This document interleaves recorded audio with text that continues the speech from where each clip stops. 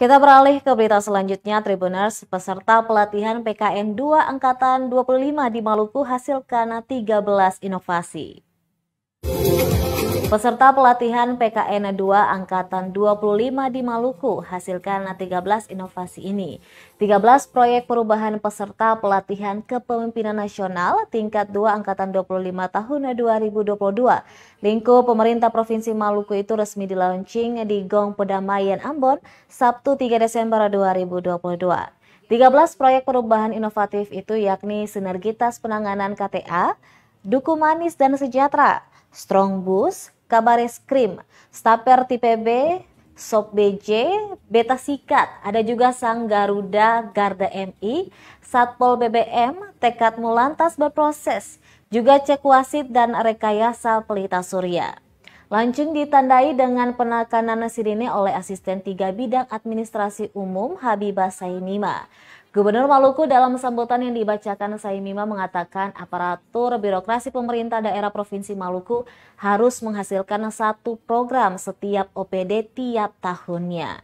Tak hanya menghasilkan program tapi juga diimplementasikan di tiap unit masing-masing. Murad berharap pemerintah daerah harus terus berinovasi dan Maluku menjadi daerah sangat inovatif. Salah satu hasil karya yang dilaunching dari Kepala Dinas Energi dan Sumber Daya Mineral Provinsi Maluku Abdul Haris yakni rekayasa pelita surya. Bukan panel surya biasa, pelita surya karya Abdul Haris dan timnya ini bersifat dinamis dengan mengikuti pergerakan matahari. Pembangkit listrik tenaga surya ini memiliki alat sun tracking sehingga penyerapan energi surya lebih maksimal. Diketahui dalam launching juga dilakukan penandatanganan kesepakatan bersama antara pemerintah Provinsi Maluku dengan Polda Maluku, Kejaksaan Tinggi Maluku, Pengadilan Tinggi Ambon, Kanwil Hukum dan HAM Provinsi Maluku, juga Pengadilan Tinggi Agama Ambon dan Badan Pusat Statistik Provinsi Maluku.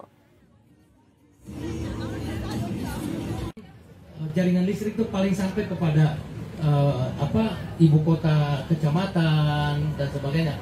Kalau sudah sampai ke pulau-pulau, desa-desa yang terpencil itu agak sulit dijangkau oleh jaringan PLN. Karena memang biaya investasinya itu sangat mahal. Pembangkit listriknya, kemudian tiangnya, jaringannya, dan lain-lain itu sangat, kalau dihitung-hitung balikannya daripada masyarakat itu tidak seimbang, pasti PLN tidak akan sampai menyediakan infrastruktur ketenaga listrikan itu sampai ke desa-desa. Sehingga PLTS ini sangat membantu. Dalam kenyataannya yang kita lihat, PLTS yang ada ini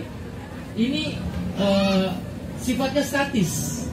Dia dipasang di atas bangunan, baik itu rumah, tinggal, atau gedung perkantoran dan lain-lain, mengikuti bentuk bangunannya.